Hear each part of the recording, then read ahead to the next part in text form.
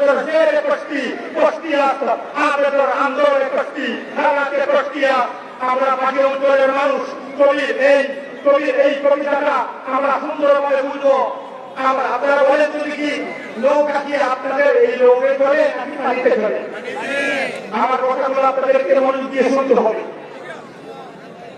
পানি দিয়ে নৌকা চলে না নৌকা নিয়ে চলে? পানি দিয়ে নৌকা চলে। কবি বলেন নৌকা চালানোর জন্য পানির প্রয়োজন হয়, পানি ছাড়া নৌকা চলে নাকি?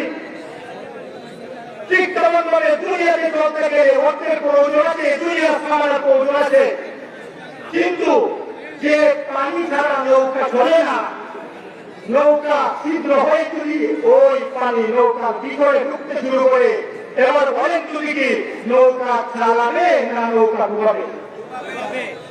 যে পানির উপর ভর দিয়ে নৌকা চলত, ওই পানি যতক্ষণ নৌকার নিচে লাগে ততক্ষণই নৌকার জন্য উপযোগী উপকারী।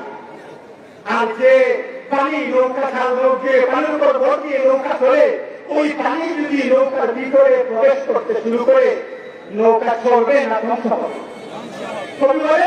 ঠিক শুরু করে দুনিয়ায় চলতে গেলে এই দুনিয়া নামক খালি হওয়াটা সম্পদের প্রয়োজন আছে, দুনিয়ার বাড়ির প্রয়োজন আছে, দুনিয়ার গাড়ির প্রয়োজন আছে, দুনিয়ার টাকা পয়সার প্রয়োজন আছে, ক্ষেত কৃষির প্রয়োজন আছে, ব্যবসা বাণিজ্যের প্রয়োজন আছে, কিন্তু পর্যন্ত দুনিয়াতে উপকারী কতক্ষণ যতক্ষণ এই মানব নামক নৌকার বাহিরে থাকবে, অন্তরের ভিতরে যতক্ষণ পর্যন্ত দুনিয়ার মহব্বত ঢুকবে না, অন্তরের ভিতরে যদি মানুষের দুনিয়ার মহব্বত ঢুকে যায় তাহলে পানি যেভাবে নৌকা ধ্বংস হয়ে গিয়েছে, তাদের অন্তরের মধ্যে দুনিয়ার মহব্বত ঢুকে পড়বে, পকেটের টাকা পকেটে থাকবে, বুক ছিদ্র করে যদি কমে পেয়ে যায় ওই টাকা ওই মানুষকে ধ্বংস করে দিবে।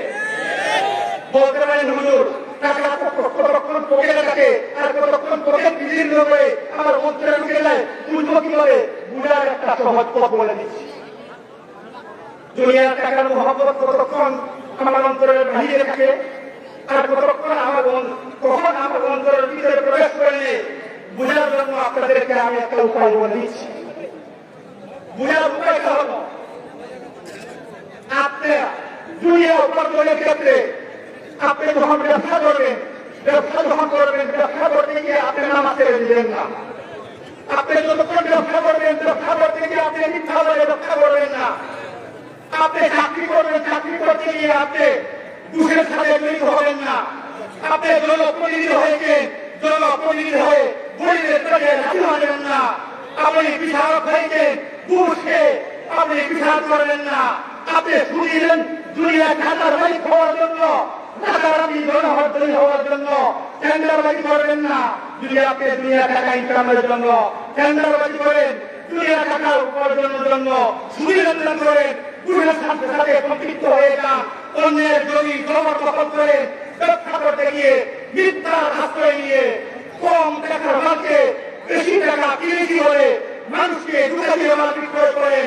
দুনিয়া বলি ভালো মালকে খারাপ মালকে মিথ্যা বলে ভালো মাল হিসেবে খাইয়ে দেন, তাহলে বোঝা যাবে দুনিয়া উপার্জনের ক্ষেত্রে আপনার দুনিয়ার মহব্বত আপনার অন্তরে ঢুকে পড়েছে।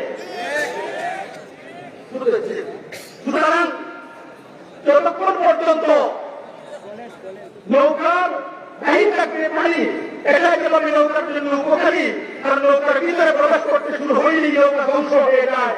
ঠিক ততক্ষণে দুনিয়ার মহব্বত যতদিন পর্যন্ত মানুষের অন্তরে বাহির থাকবে, প্রয়োজন মেটানোর জন্য দুনিয়া উপার্জন করবে, কিন্তু হারাম পথ অবলম্বন করবেন না, ততদিন পর্যন্ত এই দুনিয়া মানুষের জন্য উপকারী। আল্লাহ তো বলেছেন দুনিয়া তোমাদের জন্য, আল্লাহ তোমাদের উপকারের জন্য তাম পৃথিবীর সমস্ত মাখলুককে সৃষ্টি করেছেন। সকল মাখলুক থেকে আমরা উপকৃত হব, লাভবান হব, বৈধ হবে না বৈধ হবে।